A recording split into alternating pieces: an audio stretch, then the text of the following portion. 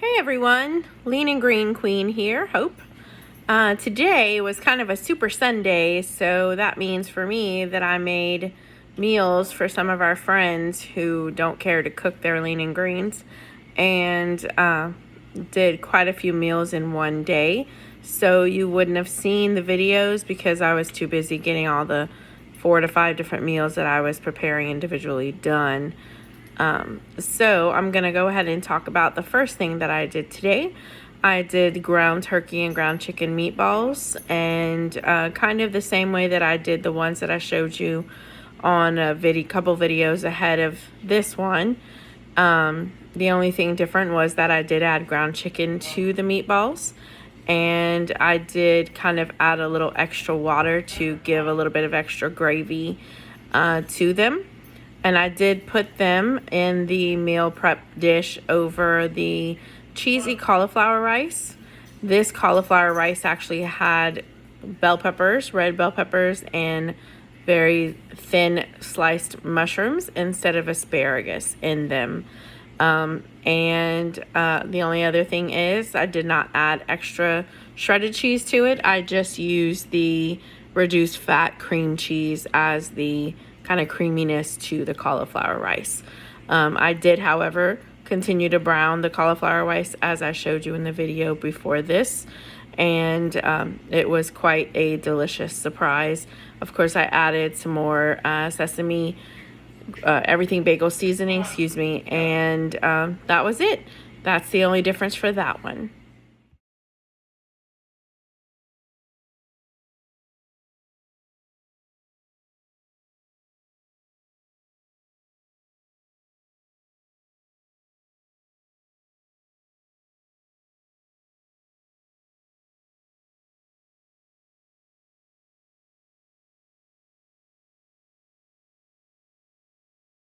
So after the poultry meatballs or the turkey and ground chicken meatballs that I made with the cheesy rice, I then made a Mexican skillet. That's Abigail behind me, by the way. That's my little baby. The Mexican skillet consisted of ground beef, the lowest ground beef to fat content that I could find, along with some rotel tomatoes. I cooked down the ground beef into a pan, drained off any extra fat that might be on. I added the rotel tomatoes in. I added some bell peppers in, and I added some spinach in and cooked it down. Then I added some cheese at the end of the cook down and just turned off the heat and let it start to settle in. I did add a tiny bit of the cojita cheese that you can find at Walmart, and I'm told that it added a nice zing to it. Nothing spicy whatsoever, just a different flavor. I didn't try it, but my daughter did. And I also added taco seasoning to the beef while it was cooking, and added a little extra right as it was finishing up to give it a little bit extra flavor. That can just be eaten as is. That actually takes the place of lean and greens. It does cover all of the leans, the 6-ounce lean for that particular meal. So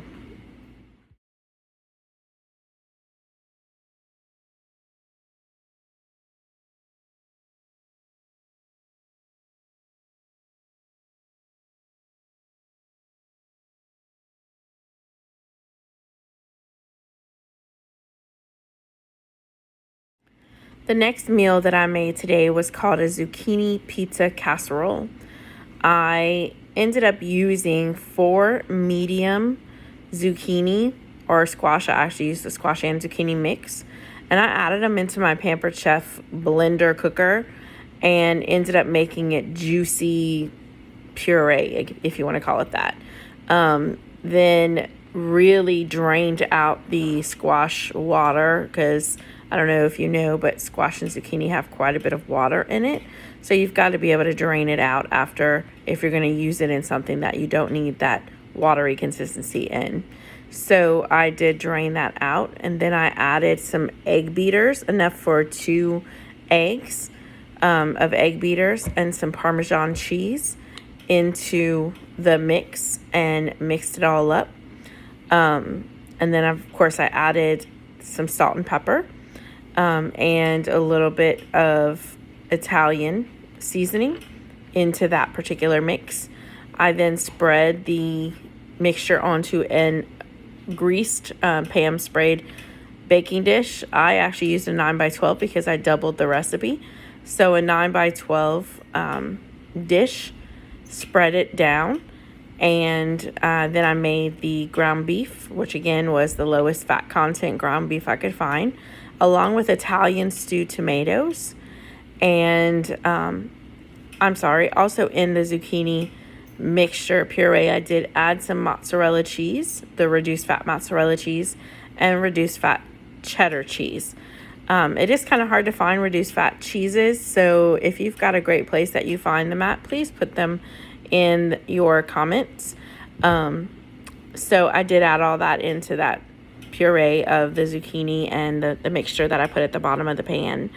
Then after the tomato and beef mixture was cooked down, I did drain it out, of course, as well as I could.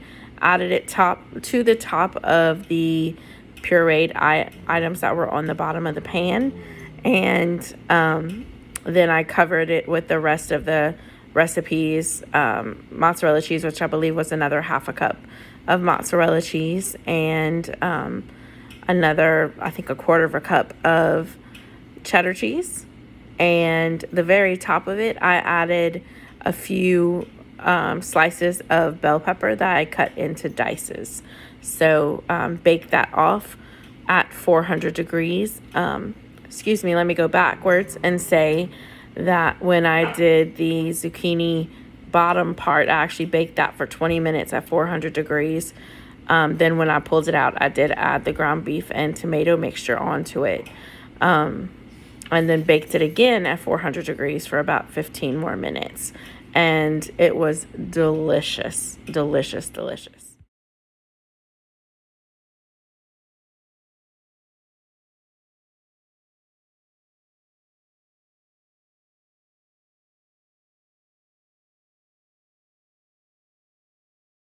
So the final dish that I made tonight to be able to share with friends is chicken Parmesan.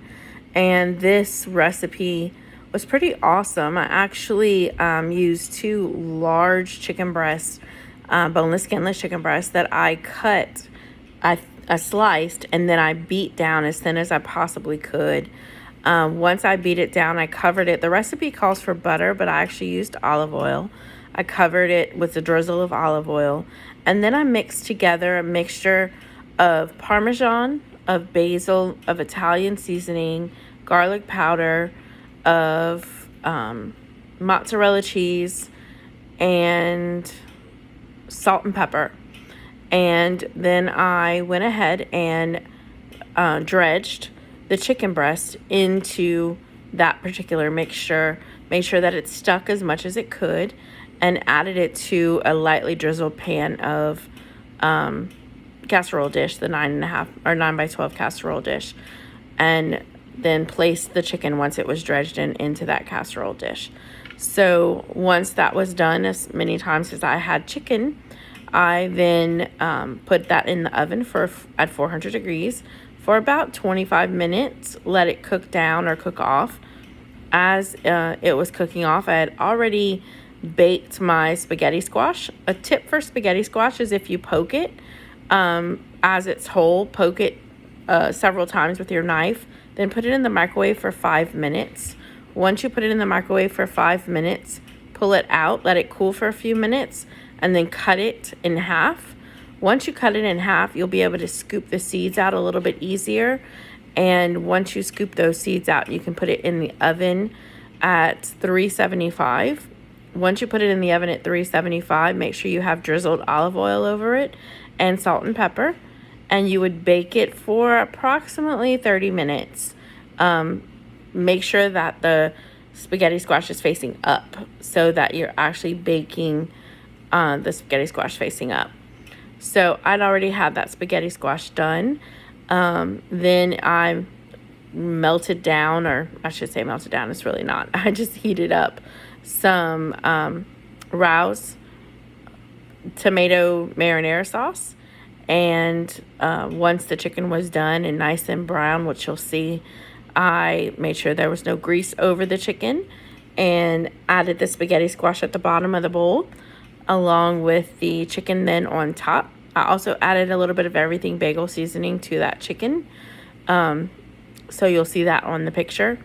And then I added the Rouse sauce. It required I think it was a half of a cup, but I probably used a quarter of a cup on it. And sprinkled the mozzarella cheese, not even a tablespoon of mozzarella, maybe a tablespoon of mozzarella cheese on the top of it. And then actually put it in the microwave for about a minute so that it could all meld together and become ooey gooey. And let me tell you, it was delicious. So delicious. Trying to turn you off.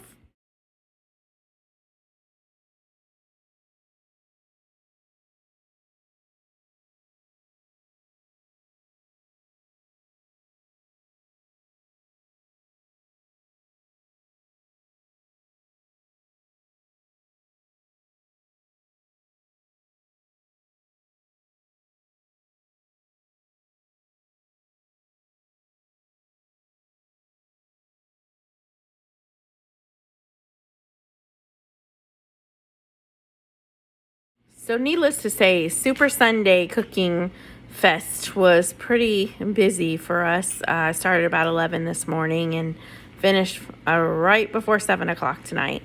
So this little girl is tuckered out, and so is Mama.